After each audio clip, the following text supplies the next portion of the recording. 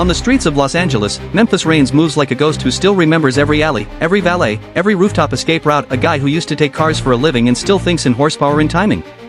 He's the kind of thief whose name is whispered with a mix of admiration and regret. He's retired, trying to be a regular guy, but rust never sleeps and neither do the old instincts. The movie opens by reintroducing us to Memphis' quiet, careful life. He's keeping a low profile, running a legitimate shop by day and nursing the scars and legends of his past at night. He's got a tight code, a fondness for metal, and a soft spot for his family, especially his kid brother Kip, who idolizes him in the way younger brothers do, with a dangerous blend of awe and recklessness. That adoration is exactly what gets Kip into trouble. Kip goes off to Vegas for what starts as a poker trip and comes back with a mess. He borrows from the wrong crowd, loses more than money, and comes face to face with Raymond Calitri, a ruthless fence and collector who doesn't do favors. Calitri is the movie's cold, efficient antagonist, sharp suit, sharper temper, and a taste for making examples out of people. Kip's failure in Vegas leaves him owing Calitri not just cash but a favor, and when Kip hassles Memphis for help, everything slides fast.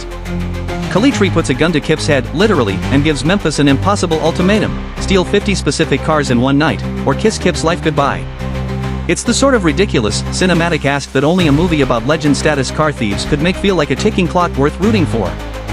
Memphis reluctantly agrees, because how could he not?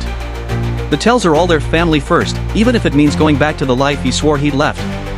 He rounds up an old crew, guys who know how to steal without making noise, and how to be 2 steps ahead of the cops. There's Sway, a smart, feisty mechanic who knows cars like people. She's not a damsel, she's sharp and funny, and her chemistry with Memphis is the emotional core that keeps the story from being pure adrenaline. Otto, an older mentor figure with a gentle gruffness, is the fence who knows where to move cars once they're gone. Then there's a whole roster of specialists, drivers who can thread a needle at high speed, a hacker who can erase phone pings, a crew of quick hands who can lift cars from under security's nose. It's a classic heist ensemble dynamic. Each guy has a skill, a personality, and a one-liner ready. The plan is audacious and, frankly, borderline insane. They have to steal 50 vehicles on short notice, and Calitri wants them all on a ship leaving town by morning. The list Calitri provides is specific and painful: top-tier models, handfuls of classics, luxury SUVs, exotics, and at the top of it all, a rare 67 Shelby Mustang called Eleanor. Eleanor is the figurative prize and the emotional one. She represents Memphis pride as much as she's a pretty car. As the crew studies the list, the film turns into a high-energy game of cat and mouse staged across Los Angeles' nightscape. Streets, dealerships, showrooms, valet stands, construction areas and the docks become battlegrounds. Fast cuts and cheeky planning scenes mix with funny banter. Memphis cracks jokes to diffuse tension, Sway rolls her eyes at his old-school moves, Otto dispenses wisdom like a man who's been around long enough to know when to sit out a fight. Stealing corporate demo cars, snatching low-profile sedans from suburban driveways, lifting prized classics from showrooms, each theft is staged with a little theatrical flourish. The movie gleefully shows how these pros work: switch plates, duplicate keys, timed diversions, and perfectly choreographed distractions.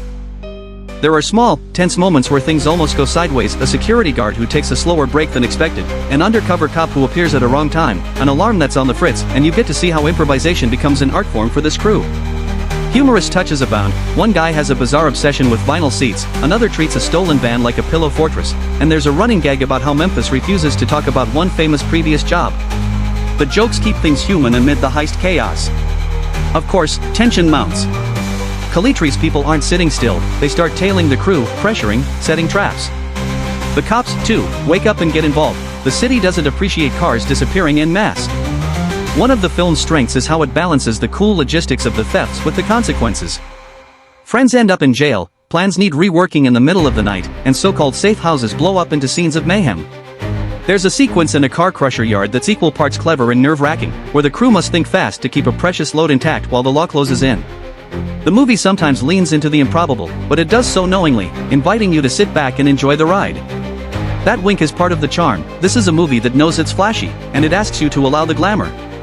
Memphis carries the heist on his shoulders, but the film keeps reminding us why he's doing it. Kip, the kid brother, is waiting on the line.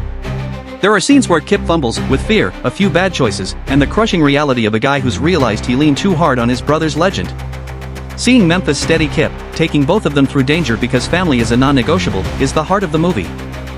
Their relationship is messy, authentic brother stuff, sarcastic jabs, nostalgic stories, and the occasional pure, vulnerable moment where Memphis looks like a man who'd rather take bullets than live with blame. The Eleanor subplot grows into something almost mythic. Throughout the night, people comment on how impossible it would be to steal and move that car, and it becomes Memphis' personal obsession. There's a great scene where he nearly whispers to the Mustang, like an old friend. The crew pulls off all sorts of impressive lifts, but the Eleanor remains the final test of skill, nerve, and loyalty. When pressure from Calitri escalates, and when the cops begin showing a real interest in one particular carjack ring, Memphis has to go solo for the big finish. It's him and Eleanor versus a city full of obstacles. The chase sequence that follows is cinematic candy, high-speed maneuvers, close calls with trucks, a heart-stopping jump that will have you squinting at the screen and grinning like an idiot. Memphis drives like a man with nothing left to lose, and the camera loves him for it. Meanwhile, thematic undercurrents run through the film. There's a recurring tension between reputation and reinvention.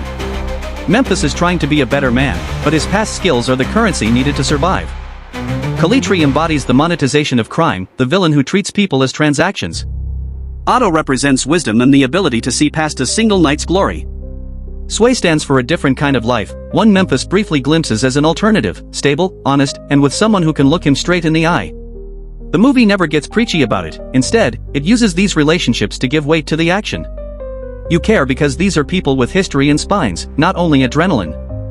In the middle of the night, things get ugly. Betrayals and arrests whittle down the crew, tension gives way to desperate improvisations, and Calitri applies pressure with brutal efficiency.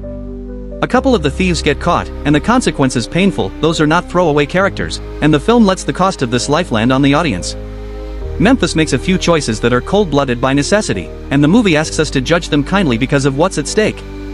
The moral complexity is there. Stealing 60 cars in one night is illegal and destructive, but the movie makes you root for it because it's Memphis' last shot to save his brother. At the climax, Memphis pulls off a series of moves that are both audacious and surprisingly emotional. The scene in which he secures Eleanor and then must outrun Calitri's goons and the police is the movie distilled, loud, tricky, and heartbreakingly personal. He uses every trick he knows, switchbacks, decoys, clever stunts, and he loses people along the way. The film is careful to let victory taste like both triumph and loss. When the dust settles and the cars are put where they need to be, there's a moment in which we realize how much this night cost everyone, relationships strained, allies in cuffs, and a boy who will maybe stop idolizing his brother and start understanding him. In the denouement, Calitri gets what's coming to him in a way that feels earned through Memphis' wits rather than through some cartoonish showdown. Kip is safe, but the world around them has changed. The crew fragments, some go back to quieter lives, others remain connected through that night. Memphis and Sway have a quiet, satisfying moment that suggests he might finally be able to consider a life that isn't measured in stolen miles. Otto gives a final bit of old man wisdom, not quite a lecture, more like a nod that says, "You did good, but don't forget what matters." The film closes on a bittersweet note. The heist was successful, but it didn't come without cost, and Memphis legend remains complicated rather than perfected. The movie is as much a character piece as it is a car chase extravaganza. You get the pulse-quick physical thrills, the meticulous thefts, the inventive getaways, and the climactic road ballet, but you also get the relationships that make those thrills matter. There's humor in the banter, warmth in the brotherly bond, and a surprising tenderness in Memphis' attempts to be a decent man amid his skill set's moral ambiguity. It's flashy and slick, but there's a soul underneath all the chrome. If you like your action with a side of heart and a smirk, this film delivers. It's unapologetically shiny, muscle cars, neon night, a cast of lovable rogues, and a final run that makes you want to check your rearview and smile. Not everything is plausible, and sure, some sequences lean into car movie fantasy, but they do it with style. By the time the credits roll, you've seen a character arc that moves from reluctant legend to someone who pays a price for family, and that, oddly enough, makes the whole ridiculous midnight sprint across Los Angeles feel something like redemption. So yeah, buckle up, it's loud, it's fast, and it somehow manages to be funny and touching while cars fly through the air. What more could you want from a movie called Gone in 60 Seconds?